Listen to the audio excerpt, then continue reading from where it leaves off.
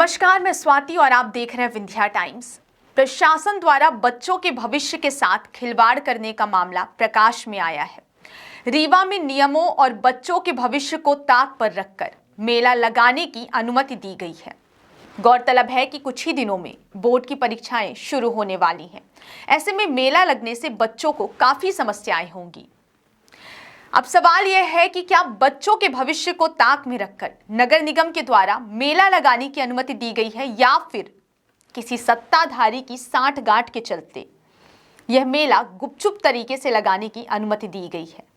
आपको बता दें कि कुछ ही दिनों में अब बोर्ड परीक्षाएं शुरू होने वाली हैं। ऐसे में मेला लगने से बच्चों का ध्यान पढ़ाई पर केंद्रित नहीं हो पाएगा, जिसका खामियाजा बच्चों को भुगतना पड़ेगा।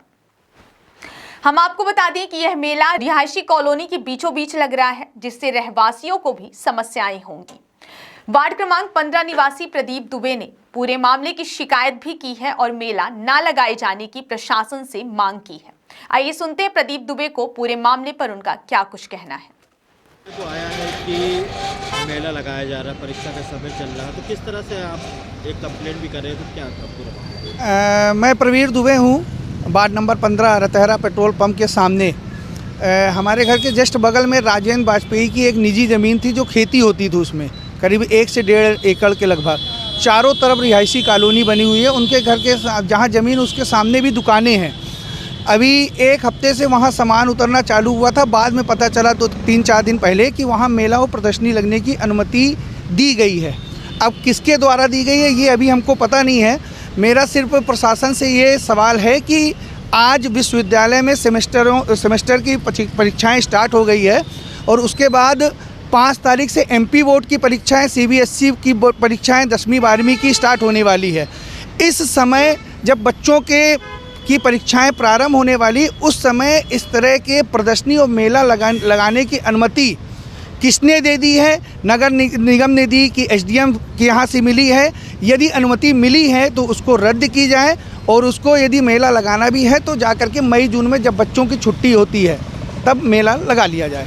एक सवालिया निशान ये भी खड़ा होता है कि जिस तरह से बोर्ड परीक्षा शासन और प्रशासन के तौर पे लगाया जाता है, लाउड स्पीकर बैन लगाया जाता है और इस तरह की परमिशन दी जाती है, तो सबसे बड़ी कमियां कहाँ दिखाई दे रही है? सबसे बड़ी कमी सरकार और प्रशासन दोनों की है। हमारे सीएम जब मोहन यादव जी बने तो उन्होंने सबसे पहले मांस मदिरा के बाद जो अनाउंस किया था तो यही लगाया था कि 10 बजे के बाद साउंड नहीं चलेगा। और उसके बाद प्रशासन की इतनी बड़ी लापरवाही देखने को आ रही कि कल सारी रात वहाँ जनरेटर चलता रहा, बच्चे पढ़ नहीं पा रहे थे और मतलब हर चीज़ की असुविधा। प्रशासन को इस विषय पे ध्यान देना चाहिए और जा करके यदि अनुमति दी गई है तो उसको रद्द करना चाहिए और यदि अनुमति नहीं दी गई तो वहाँ से सामान को हटवाना चाहिए और इसको रद्द करें। अभी आपने कहीं सूचना दी है तो वहाँ से क्या आश्वासन? मैंने जानकारी ली थी एसडीएम कार्यालय से, तो मेरे को बस इतना ये पता चला कि फाइल गई है अनुमति के लिए, पर एसडीएम मैडम ने उसको परमिशन नहीं दी है। और ये पता चला है कि उन्होंने इसकी जांच के लिए तहसीलदार साहब और सीएसपी मैडम को